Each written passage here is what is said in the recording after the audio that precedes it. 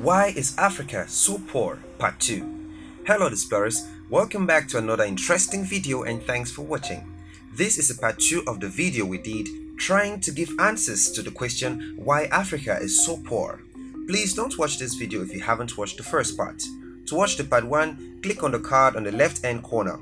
In the first part of the video, we look at how a damaged mentality due to slavery, colonization and neo-colonization is the main cause of Africa's poverty. However, those are not the only causes as to why Africa is so poor. Now, let's look at bad leadership. Colonization has come and gone, but the effects of colonization on African leaders is still very much present.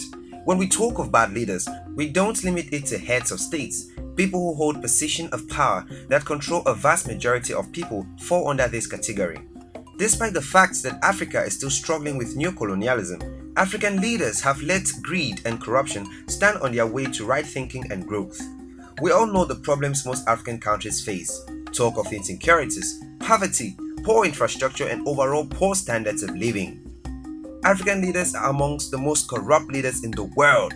Once you are corrupt, nothing good can come from your leadership. From the base, most constitutions of African countries give the president the ultimate power to do as they please. They appoint and dismiss government officials as they please. They revise the constitutions to suit them. They sometimes disregard their own constitutions. Bad leadership has a trickling down effect from top to bottom.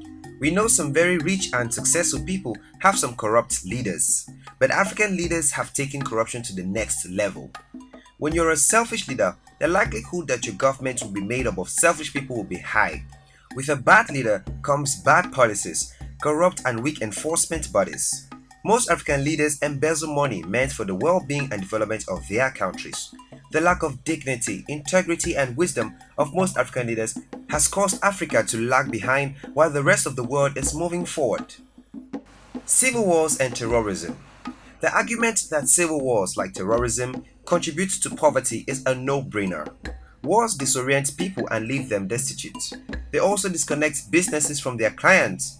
Moreover, roads and communication networks are destroyed or bad, which further cripples these businesses. Industries collapse, people lose jobs, and investors lose confidence in the affected country, thus pushing the affected region down the economic slopes. Then, of course, there is a trail of deaths and scores of people left injured, not to mention the loss of property, which adds to the increase in poverty levels in the areas marred by wars and terrorism. According to the 2015 Global Terrorism Index, the cost of terrorism to the world was $52.9 billion in 2014. This is the highest number since 2011. 32,000 people died due to terrorism acts in the same year. Africa and the Middle East are the two areas most affected by terrorist attacks and civil wars, and this has made the continent of Africa to be in a constant state of reconstruction. Countries such as Cameroon, Nigeria, Central African Republic and Sudan have been battling with both civil wars and Boko Haram for almost a decade. This has made these countries to lose a lot of lives and properties destroyed. This only increases the level of poverty. In Nigeria, the Boko Haram insurgency has led to over 100,000 deaths since it started its brutal operation 6 years ago. The Boko Haram insurgency has led to over 100,000 deaths since it started. These terrorist attacks have not only resulted in deaths and injuries, but have also affected the socio-economic divisions in the country. Reports from the oil-producing country say that business activity in the regions like Kano had dropped by 80% by 2015.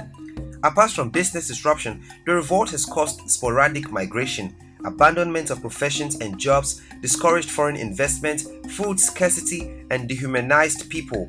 All these factors put together will attract poverty in the region. Nigeria, which became Africa's largest economy in 2014, is experiencing economic challenges with World Bank's Global Economic Prospects 2016 predicting that the country's economy will continue to slow down.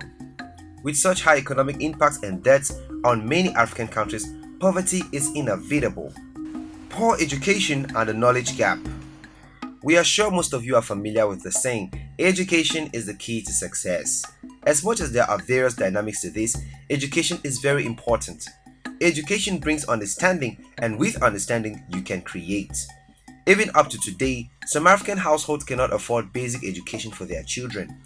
Although some governments in the region have taken up the matter of basic education provision as a government project, many areas lack schools, and even where schools are, they are sparsely located, posing a challenge to the young children who would rather help at home than make a long walk to school. Inadequate skills and knowledge cripples the economy as there is no skilled labor to drive the nation. The education that Africa needs is one that is skill-based, technologically grounded, problem-solving, and globally competitive. For Africa to be competitive, there is need to invest in reinventing its education and research systems. A majority of African youth are not employed today due to inadequacy in education and technical skills. Corruption in form of nepotism has also affected the rate of employment on the continent. Poor health. We recently made a video as to why African leaders travel to Western countries for medical treatment, and it ties with our subject matter in the video. Click on the card on the left hand corner to check it out.